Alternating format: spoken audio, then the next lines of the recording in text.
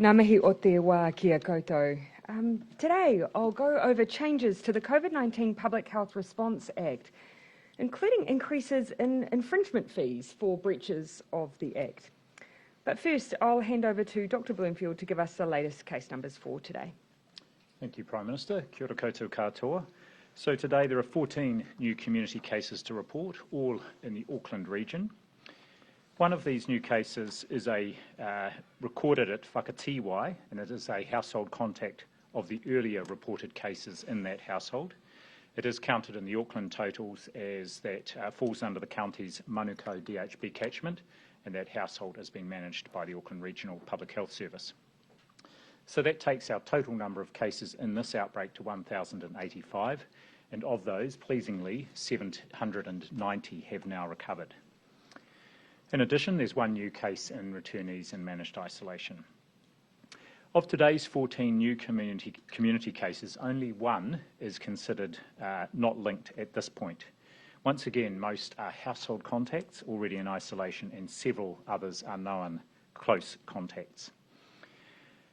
Investigation into the connections of today's remaining case are ongoing, including the interviews. Back to yesterday's 5 unlinked cases, 4 of those are closely geographically linked to existing households that have cases, and there are strong leads. Just one is still under investigation. Obviously, that lower number of 14 cases today is encouraging, but we do expect the numbers to bounce around a bit. Based on the number of very close contacts we already have in isolation, mostly household contacts, we would expect another 50 or 60 further cases just from that group over the coming week or two. Now, I do want to acknowledge everyone in that upper Hauraki area for their fantastic response yesterday. Nearly 500 swabs were taken at Wharekawa Marae in Whakatiwai yesterday, with more than 400 results back so far, all of those tests negative. Still encouraging anyone in that area to go and get tested if you haven't already. We have testing centres opening today at Wharekawa Marae again, and there were over 100 swabs taken by 11:30 today, and Mangatangi Marae with 38 people already tested by 11:30 today. I also want to strongly encourage people living in that rohi to go and get vaccinated if you haven't already. There are 2 vaccination stations close to the testing centres at EcoQuest Education Foundation in Whakatiwai, and pleasingly we'd had 26 people vaccinated there by late morning. Another vaccination station is at Maramarua Rugby Football Club as well. So today is a great opportunity to get vaccinated. Take your whānau members aged 12 and over with you. Remember, vaccination is free, and we know it is highly protective against becoming very unwell with COVID-19. So interviews have been undertaken with the vast majority of the students who are close contacts at Mangatangi School, and they continue with the remaining students. Again, thanks very much to that whole school community for turning out in force yesterday and being tested. There will be further wastewater testing in and around places, key locations in Hauraki over coming days. Yesterday, the Waikato Public Health Unit held a workshop with agencies and local iwi to determine what the community's needs might be during this time and to respond to those. There are well-developed localised communication and support for the community that is within that new area covered by the Section 70 notice. Ministry for Social Development has been working with iwi and supermarkets to ensure distribution of food to households in the area. Likewise, Hauraki Māori Trust Board's Manaaki Hub, which is funded by MSD, is providing food and other support to whānau there, as is Waikato Tainui. So thank you very much to those organisations for their support there. Just an update on the Section 70 notice, which was published late yesterday. We're providing further advice today for people living in that rohi, which is covered by the Section 70 notice. This includes Kaiaua and Whakatiwai communities, who will be able to cross the Mangatawhiri boundary to travel 30 minutes southwest to Pokeno if required for essential supplies, such as groceries and animal welfare reasons. It's important that people understand what is and isn't able to be done under the notice, and so we have put that information up on our website. It's very similar to the sorts of restrictions in place in Alert Level 4. So whilst people can travel to Pokeno simply just to get essential supplies, they can of course travel if they need to get healthcare, and that includes, if required, up to Middlemore Hospital. I do know that there were some people who travelled out of Alert Level 2 into that area yesterday, for example, for media reporting purposes. There were healthcare workers, those involved in swabbing, and police and other emergency services. If they've travelled back into Alert Level 2, they will not be required under that Section 70 notice to isolate if they took appropriate precautions consistent with Alert Level 4 while there yesterday. On primary care, I just want to thank all our primary care providers in Auckland who've done a magnificent job, as well as, and that includes general practice, our Māori and Pacific providers, our urgent care clinics. It's been a mammoth effort with over 200,000 swabs taken in primary care since the 18th of August. And the biggest day was on the 20th of August with 19,000 swabs. Just to put that in context, the week earlier it had been an average of 1,000 swabs a day. So my sincere thanks once again to our primary care colleagues there. On the boundary exemptions, following yesterday's announcement that Auckland would move to Alert Level 3 from this evening, there's still very tight restrictions on people being able to travel out of and into Auckland. Personal travel across an AL3 2 boundary is still very highly restricted, and it remains high as we still need to contain the remnants of the outbreak in Auckland. One area that we will be allowing one-off journeys is for people to attend funerals or attend to or visit a dying relative or accompany a tūpāpaku or deceased person. I know that not being able to do these farewells has been one of the very toughest and most distressing aspects of Alert Level 4. This travel under Alert Level 3 will require an exemption from the Ministry of Health, and it will still have strict criteria. For example, it will need to be a first-degree relative, such as a parent, a sibling, child or partner, or very close whānau member. It's important to repeat, it will be in limited numbers and immediate family only, and will require other appropriate measures being in place, such as social distancing and the use of face coverings. And one requirement on people who are granted such exemptions is they will require a negative swab and test result within 72 hours of their travel. Again, part of our overall approach at the boundary to reducing the risk of the virus leaking out of the Auckland area. We will also be requiring evidence in support of applications such as support from a local funeral director, hospice and/or health professional. And finally, today I'd like to note on a positive note or positive vein, as you would have seen, very early announcement from Pfizer of the results of their trial of the COVID-19 vaccine in children aged 5 to 11, which shows a favourable immune response and safety profile in this age group. Whilst at this stage the information available is limited and the detail is still to come, it is promising news. It was undertaken, this trial, in around 2,000 children. It used lower doses, about a third of the dose used in adults, and given approximately 3 weeks apart. Importantly, it showed a similar antibody response and a similar safety profile to the age group of 16 to 25. Obviously, we will be looking very carefully at those data and when they are available, and we are aware that Pfizer will be submitting the evidence initially to regulators in the US and Europe in the near future.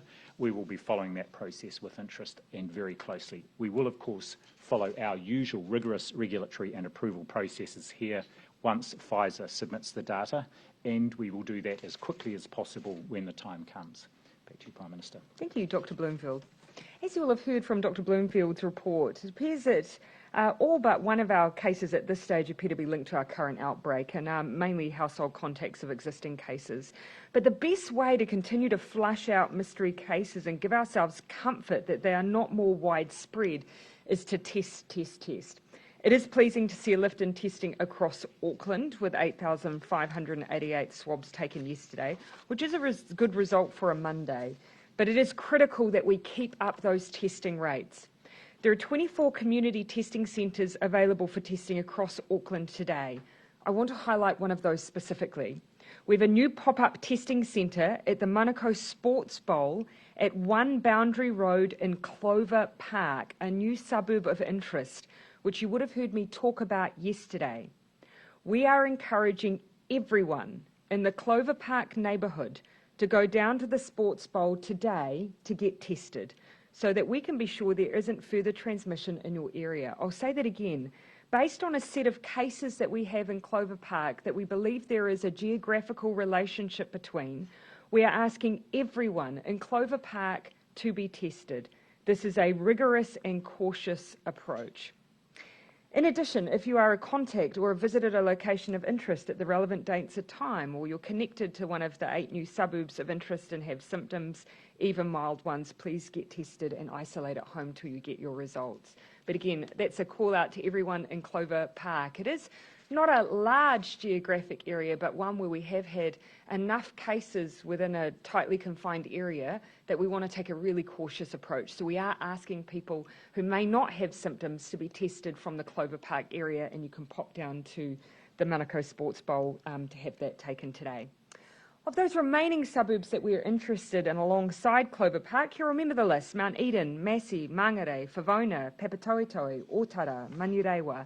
There, we're still asking for people with symptoms or mild symptoms if we need to take a broader approach in those areas, or if you're specifically asked to come forward for asymptomatic testing, please do so. The COVID-19 Public Health Response Act was created in April last year to help us manage the virus and deliver our Stamp It Out strategy. It provides specific emergency powers that require people to comply with COVID-19 public health restrictions, such as Alert Level 4 rules, mask wearing, regional boundaries, and it also covers MIQ. Throughout our COVID work, and our success has been really based on the fact that people by and large have been really compliant. And that's meant on a number of occasions now we've been able to manage the virus successfully. However, there has been the odd person that has broken the rules and put others at risk. Specifically, we've had some people break out of MIQ, including in a handful of cases with COVID, who've posed a threat to the community. Once we put fines in place for this group, we saw the numbers attempting to escape did reduce. And you remember very early on we had some issues in this regard when we first established managed isolation. But each breach of the rules risks COVID spreading, so it's important the penalties reflect the seriousness of the actions.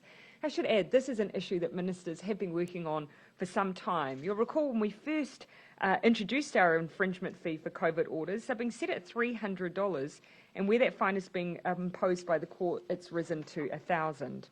It's Cabinet's view that these fees don't properly reflect the significant social and economic impacts of a single case of COVID-19 getting out in the community, and nor do they act as a sufficient incentive to play by the rules.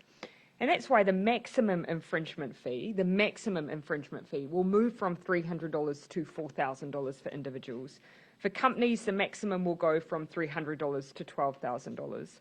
Where those fines are imposed by the courts, the maximum fine for individuals will move from $1,000 to $12,000, and for companies from $1,000 to $15,000. Again, those are maximums, and of course the court will use their discretion and take into account circumstances in order to use that fees regime. These changes will take effect as early as November 2021, subject to the passing of the COVID-19 Public Health Response Amendment Bill, and has really been in response to people view that we didn't quite have an infringement regime that reflected the severity of breaches that we have often dealt with. A quick word now on Auckland's move to Level 3 before we open for questions. If you're a Level 3 worker returning to a workplace and you're not yet vaccinated, I've got a specific request for you today. Get your first dose this afternoon before you go back to work, and there's a number of ways that you can. This will provide you with a crucial layer of protection in Level 3, not just for you, but your workmates and those who may visit you as part of your work. So far, we've had 1,132,510 Aucklanders who have now had their first dose, which represents 79% of the city's population, and I'm eligible population. And I'm hopeful that we'll get to 80% very, very shortly. But every remaining unvaccinated person is a risk and poses risk. So my challenge to Auckland is now this. Let's keep going. Let's see if we can get to 90% by the time that Cabinet considers our Alert Level 3 settings in 2 weeks' time. Now that is an ambitious challenge, but it is doable. I've seen modelling which suggests that if we go hard and do this right, we can reach that goal, but it will require a team effort. It means that getting the vaccine yourself is not enough. You need to encourage and help others to do the same, whether it's answering their questions, supporting them to find information, or helping with a booking. If you're looking for somewhere to get a vaccine this afternoon, there are walk-ins and drive-through options right across the city. You'll find them at healthpoint.co.nz. Another 20 GP clinics went live in Auckland last week, so we've now got 135 GP clinics and another 25 expected to start this week. There are 62 Auckland pharmacies and we're onboarding more of those as well. And today, New Zealand Post is giving its staff, contractors, whānau and members of the public the opportunity to be vaccinated at a drive-through clinic at its Auckland Mail Centre in Highbrook. We've also seen great momentum in our Pacific vaccination efforts, and so just for today, for this slot, I thought I'd highlight just a few of those Pacific vaccination efforts in our Pacifica community. There's a pop-up event today at the Te Aratu Samoan Methodist Church. On Thursday, a Nuean vaccination pop-up will be held at the Church of Latter-day Saints in Mangere, led by the whono. On Thursday, Friday and Saturday, South Seas Healthcare in the Otara Town Centre is setting up a Cook Island vaccination pop-up. On Friday, there will be a Samoan vaccination pop-up held at the Mangere Town Centre, led by Beta Drive Doctors, South Point Doctors and HealthStar Pacific Trust. These are just some really specific initiatives I thought I'd highlight, and I'll try to do a little bit more of that over future 1 o'clock updates. So then it's up to all of us to get out there, to get vaccinated and keep those goals in our sights. We're now open to questions. Do you really think and then I'll come to Do you really COVID. think increasing the fines will have an impact on people? Presumably people escaping MIQ aren't thinking about the size of the fine they might get, right? Yeah, and there's always a balance in there, of course. You know, we've always got to make sure that people understand the rules, but also that they understand the consequences of breaking those rules. But I think the sheer magnitude of having someone with COVID-19 who breaks those rules, the impact that has on the community, we need to make sure that the fines really do reflect the gravity of the situation. Yeah. Who in the car did that remand prisoner get COVID from, and which Auckland cluster was that person linked to? So we know who it is that they have been infected by and on what date they have been infected. And now we're working through exactly at what point and in what means the rules were broken. But we're going to continue working through that with the health concerns being our major priority. We need to contact trace around those individuals, and that is the most important thing for us to do at this point. We'll follow through on the rule breaking as we go. Which Auckland cluster was they linked to? So we have linked them. Genome sequencing has linked them to, I broadly define it as a workplace. And were other members of the Black Power gang in the car with the prisoner, and were any of the 4 stops that they made permitted or legitimate? So I can't give you details on the personal details of the individuals in the vehicle, but of course all of that is covered by our contact tracing and our public health work to make sure that we're covering off everyone that needs to be tested and contact traced. The second question was around those. So the bailed conditions require that the only necessary stops be made. I'm not in the position to define each of those stops as necessary or unnecessary according to those bail conditions.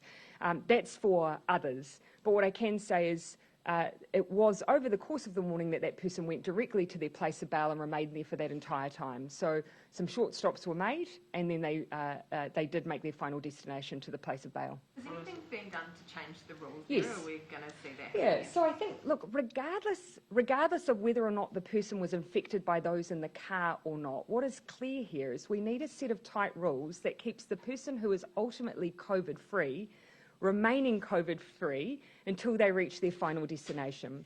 So I've asked the Minister of Justice and the Minister of Corrections to work together to see if we can create some criteria that ensures if someone is leaving to a, for instance, level 2 environment, that either a person from level 2 comes and collects that individual or corrections is able to make the drop-off. That should cover off that potential area of risk. So there's been I'll come to this only. But yeah. Thank you. The data from the last 10 days show that Māori now make up the majority of the cases by ethnicity. Is that concerning at all? Overall, 13.8% of our cases have been amongst Māori, 68.1% amongst our Pacific community. Every case is a concern for us, every one. But of course, we do want to make sure that where we have communities where there is any additional vulnerability, lesser likelihood to access health services or any other health inequalities, then we need to absolutely do all we can to track down COVID very, very quickly. And that's where that community-wide testing is so important right now. Did you want to, Dr. Bloomfield, on that? Oh, the only thing I would add is I just want to thank the Māori and Pacific providers who, right through the outbreak, initially, of course, the Pacific providers, but more recently, as we've had that increase in Māori case numbers, the Māori providers have been fantastic working with AFS and so on to help us get into the relevant households and communities and get the testing done. That the Mangatangi marae and the Wharekawa marae have adequate resourcing, testing kits, vaccinations and staff to do the work that's ahead of them for the next few days? Well, the provider that's gone in there did an excellent job yesterday. Hundreds of swabs taken. They'll be set up to do that again today, and I know that the DHB and, of course, our team at the Ministry will be providing any support they need to support both vaccination and testing in those communities. We also understand that Waikato Tainui are working alongside MSD around food distribution plans, and a lot of work has already been underway. Local Trust has been running food distribution, so really good early signs of support for the community from a really localised response. Our job's really to make sure that we're coming in and supporting that local provision. Lastly, Dr. Bloomfield, how long do you see the Section 70 orders been in place for that Kaiawa area?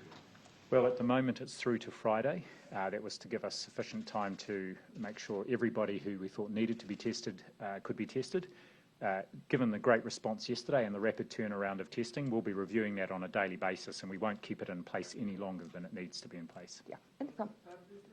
What's the rationale behind increasing fines if few people are being prosecuted, for example, the volunteer trials? Well, obviously the prosecution decisions aren't ultimately made by us. We need to set up the framework and the infringements that are available should those prosecutions be taken. And, you know, I think actually from the general public, there would probably be a bit of a view that when you are putting people at risk, you do need to have an infringement regime that reflects the seriousness of some of that rule breaking. And so that's really what we're seeking to do. Where they're used and how they're used, what fines are awarded, that sits out of our hands. And are either of you aware of someone who snuck past security to visit a North Shore Hospital patient last week and is now tested positive for COVID? Yes, I'm aware of that case, and this is one of the ones we've reported today. There's been a thorough look at any CCTV footage and the process at North Shore Hospital. And there's a very small number of staff who have been stood down to be tested in the meantime, and that individual's been located and obviously being followed up appropriately. Concerned at all about sort of the risk, both to staffing, but also sort of the exposure it creates for the staff? Well, I'm concerned if people are, sort of deliberately trying to avoid the security arrangements in a hospital and putting both staff and, of course, very unwell people who are in hospital potentially at risk. So I know that we are working with the DHB to see if there is anything else we need to do to help support that sort of thing not happening again. That person that evaded security? I think they'll understand the magnitude of what's happened here. But ultimately, we need to constantly be vigilant for every eventuality. So that's why, of course, we have measures in place to try and prevent those kinds of encounters. It's also one of the reasons we have such strict protocols on visitors, which I know is really hard for people who have a really legitimate reason for wanting to be in those environments. But it is all about keeping people safe. Yeah, and then I'll spin around and then come back over onto the side. So Thomas, then Michael. Another case of someone leaving Auckland seemingly under the work exemption to do something that's not. As a man who's travelled to Canterbury to pick up a caravan and drive it across the country, what do you make of a case like this? Does this put the South Island at risk? Two things I'd say. First of all, people need to be responsible, and just remember that there is an entire city of people trying to do the right thing, and those individuals need to as well. Then there's more broadly the settings that we have in place for the rest of the country. I would broadly describe level 2 as us continuing to be on high alert. It's not just because there might be people who break rules, it's also because there will be people or maybe people who have legitimate reason for travel, like our recent freight driver, who may test positive. So it is a cautionary approach, just because we do have such a large part of the population who currently are at a higher alert level. Can I just jump issues to the Afghanistan issue now. Sure. On the sort of the second phase that you're taking advice on right now, could you be more specific about what sort of the issues at play are here? Yeah. I mean, are you dealing with immigration issues or the MIQ, demand on MIQ? No, I'd see that as secondary. It's really two things we're wanting to cover off with that further advice, two streams of work. The first is, as you'll be aware, we have people who already had legal status to be in New Zealand, be it citizens or visa holders, who were in Afghanistan at the time that we went in order to try and bring those people home. Not all of whom, and for some it may have been because they weren't even in the region, were able to make it on those flights. So we need to consider what are the alternative options we have to support those individuals to get home. The second stream of work is around for those for whom there are ongoing humanitarian needs. They either may have links to New Zealand or they may not. What will New Zealand's ongoing role be around humanitarian assistance, be it through supporting people to reside elsewhere or general humanitarian assistance? So those two things. For the group that are already here, everyone who is it the case that everyone who was on those flights and has been brought into New Zealand under some visa or pretense, are they all going to remain in New Zealand or be granted visas, or will some be moved on elsewhere? Yeah. So look, for the most part, they've sought to be in New Zealand, and for the most part because they've had connection here in some way, and so there you'd see a responsibility for that New Zealand holds there. But what I've asked the team to do is to look at whether or not we, without breaching anyone's privacy, go through a bit more of a process of sharing a bit more of the breakdown of those who have already been able to return and those for whom we need to continue to assist. Is it the case that some people might have been evacuated from Afghanistan and won't be deemed to be suitable to continue to live in New Zealand beyond? For the most part, actually, a large portion were people who already had links or were family members. That's a large portion of those who are coming back. There were others who, of course, were part of those additional categories of having worked for New Zealand. But, of course, not all of them were able to come out in that first tranche. So, for the most part, they are people who have a link here. But again, I don't want to go into too much detail, lest I breach people's privacy. But we will look to a way that we can give a bit of a sense of where the bulk of those people sat in terms of their links to New Zealand or to New Zealand's work in Afghanistan. I did say I'd come across on Michael's gone, so you want to take Michael's? I guess that's fair enough. Claire, you can substitute. Claire at the back. He wanted to ask about James Shaw's trip to COP. Yeah. And whether you were content with the size of the delegation he's taking. And also, James Shaw said this morning that whether they go depends on whether or not they make it through the queue for MIQ. Yeah. Is that because you've told them that's the only way that No. The first thing I'd say is that we've had over 160,000 New Zealanders come back through our managed isolation facilities, well over 160,000 now. We have had one minister in that time travel out of New Zealand to undertake work on behalf of New Zealand as part of our important trade negotiations with the EU. This will only be the second minister and delegation to travel since we instituted that managed isolation facility arrangement. I do consider New Zealand's presence at COP to be important. Yes, we're all facing a global pandemic, but climate change is the most significant threat that we face for decades to come that needs a response from us now. And important negotiations happen at COP that we need to have a seat at the table around. We have looked at the delegation for COP and how we can maximise it with offshore representation, so New Zealanders who are either in post, but there are some technical experts. We will keep seeing how small we can make that team, but I have told the Minister this is an important piece of work for New Zealand, so we will work to find a way to secure a small number of spaces so that New Zealand can be represented at the table. So we'll get access to emergency allocations when people offshore trying to get 160,000 loved ones won't. 5,000 vouchers were distributed across people in the last release that we had just yesterday. Several thousand more will continue to be released over the course of the coming weeks and months. We have had one minister take up a spot so far. This is only our second. there is a balance to be struck here between making sure that, yes, New Zealanders are able to return home, and I know many are seeking to do so for summer and to see family and friends, and I appreciate how important that is for them, but we here also need to enable a minister to represent New Zealand at these important negotiations. Will he get an emergency allocation? So I wouldn't describe it in that way at all. We have, of course, the ability to do small group booking allocations, and we've done that for business groups where there is a serious economic imperative. I see it as a small allocation, and as you will have seen, we've had 5,000 people who were allocated yesterday.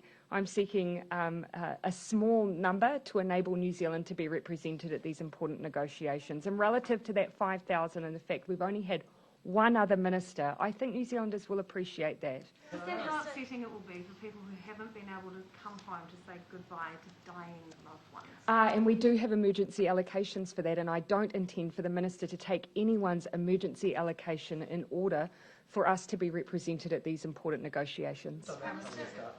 So I hope that clarifies that question for you, Gina. Yeah, Ben, and then I'll pan back around here. Yeah. James Shaw said that you were intending to go to the General Assembly this year if the outbreak didn't happen. Sorry, what was that, Ben? James Shaw said this morning that you were intending, you personally were going to go to the General Assembly if the outbreak didn't happen. Is that the case, or do you have any plans to head overseas? No, that actually wasn't.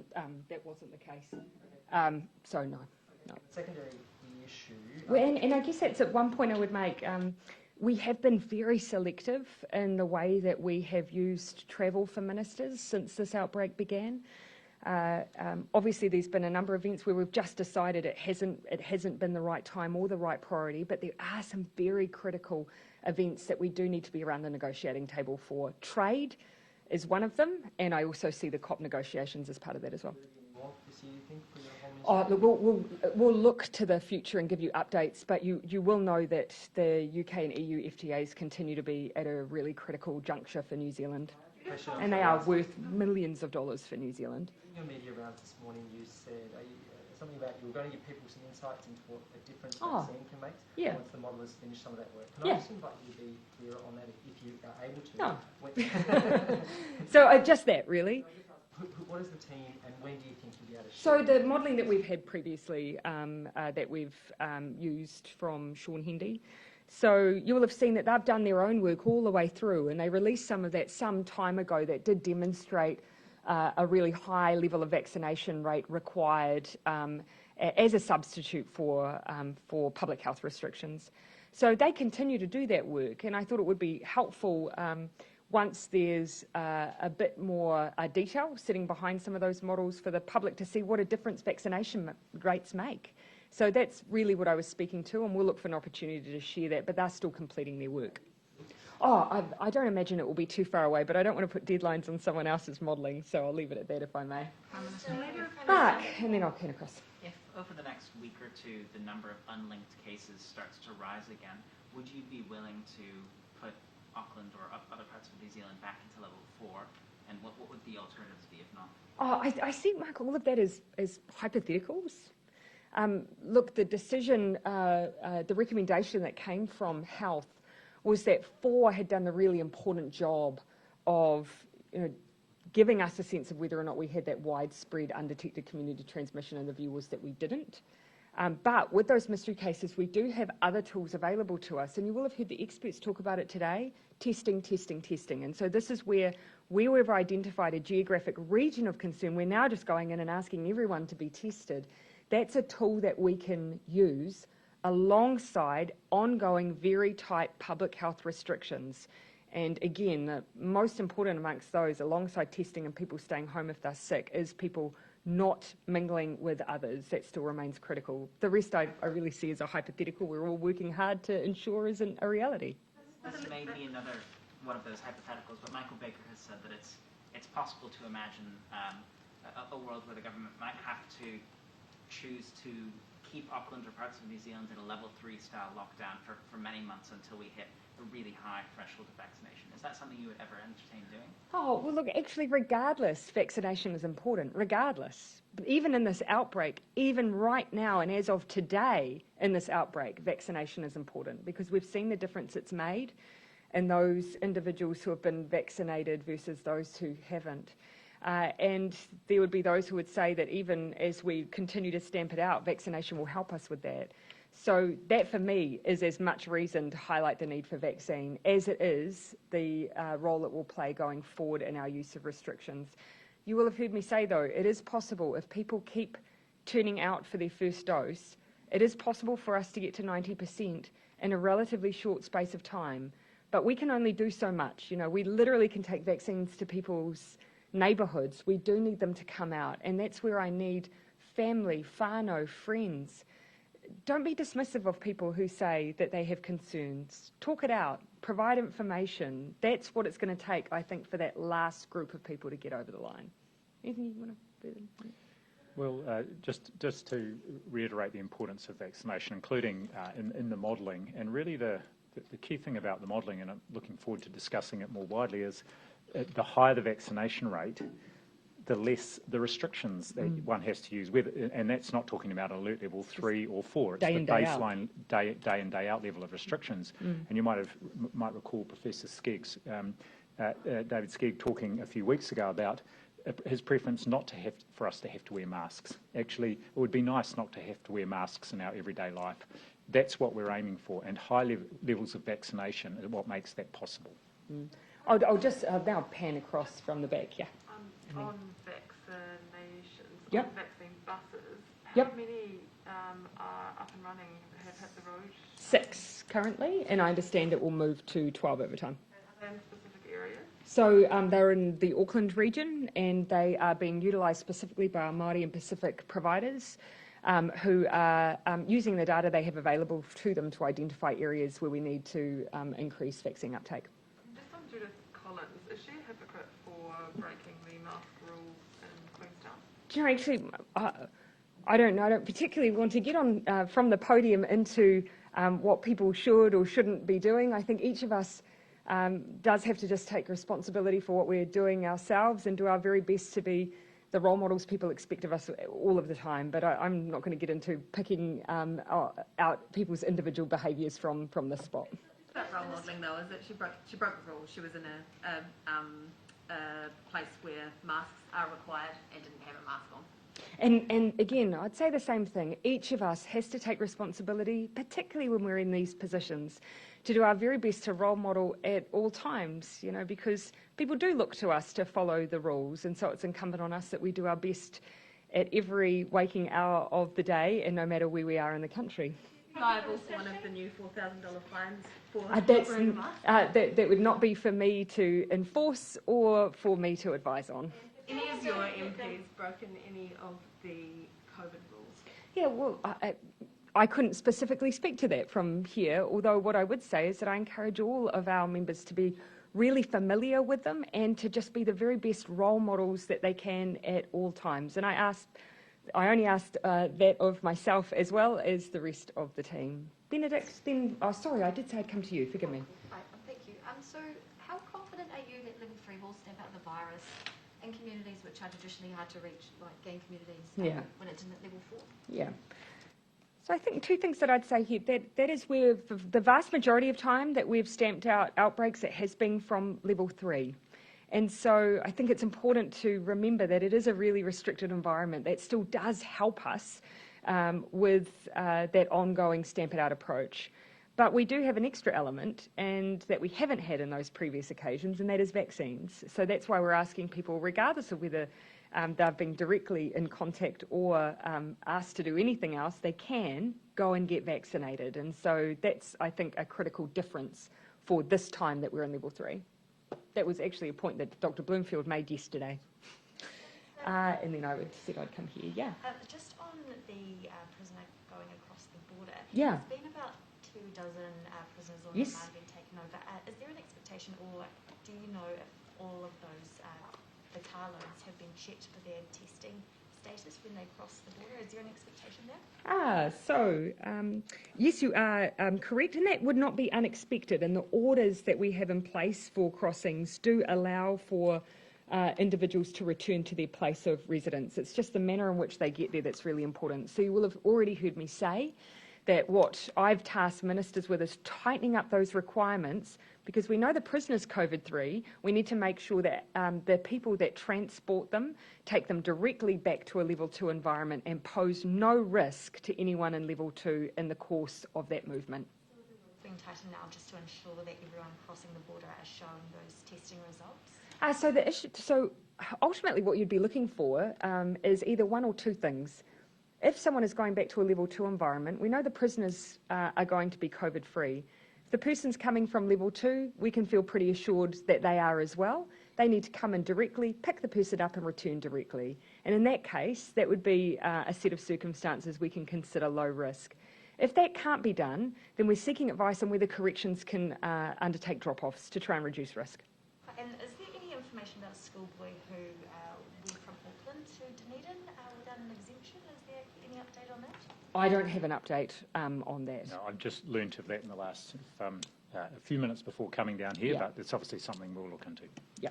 In terms of Benedict, and then I'm going to finish over here in the front. In terms of the new penalties that you announced, the higher new penalties, are they going to be applied to everyone equally? Because you do have that Wanaka couple who still haven't, or it's the Auckland couple who flew to Wanaka, who don't seem to have been charged or anything yet. I mean, do the rules apply to everyone? So we create the rules, we then create the penalties that can apply, and our job is to make sure that they reflect the seriousness of what we're dealing with here. And I think the community would expect that these penalties should sit at a higher rate than the $300 they have been. We've done that, but ultimately politicians don't place the charges or then prosecute those issues. And so then it does come down to those who have that responsibility to ultimately decide who does face infringements or indeed face charges.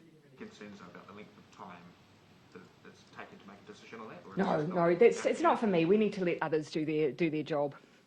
And I'll just, if you don't mind, a little bit sneaky, I was going to come around here in the front. One of the concerns might be that if the charges, I mean, a lot of disinformation is getting into the more vulnerable communities, and if they're charged for instance, attending an anti-lockdown protest, and you've got people that are arguably breaching in a much more serious way by breaching that border who aren't getting charged, are you sure that the fines won't be dished out in a way that increases inequality? Yeah. No, I'm confident that those who are involved in making these decisions will be looking to ensure that they're even-handed in the way that they deal with each case. And that's why we have a system that allows individuals to make decisions based on the cases they have in front of them. Our job, though, is to make sure that they then have an infringement regime that reflects the seriousness of what we're dealing with when people do openly and knowingly break the rules. Yeah. The Pacific vaccination event taking place this week, it seems to be slight confusion around consent of the vaccine, where the parents should every time give consent for kids in that 12 to 15 age group to get the vaccine. Can you just clarify the advice around consent, please? Yes, and I know there's been particular concern in the Pacific community about this. So the approach is similar to what it is for getting medical treatment of any kind, and that is that if the health professional judges that the person can make a decision for themselves, and that includes a child under 16, then they are able to give consent themselves. So saying in doing that, in the case of the vaccination, if a 12 to 15-year-old is turning up without their parent and not able to get consent, and our preferred arrangement is that the parent is there and consenting, then they are strongly encouraged, or if they're booking in, they are strongly encouraged to discuss it with the parent. But they are ultimately, if adjudged to be able to make that decision for themselves, they are able to consent themselves. However, the way we're setting things up is to take a whānau-based approach, so both parents and children 12 to 15 and older teens can come in together. That remain consistent across, I guess, mass vaccination events compared to going to your local GP? Yes, that's correct, because the vaccine is being given or supervised by a registered health professional who has to, in every instance, go through a consent process. And of course, they take particular care if it's someone younger, and if it's someone younger who is not with a parent, then that would be a very specific conversation. All right, thank you everyone. We said we'd wrap at 22, so we best wrap.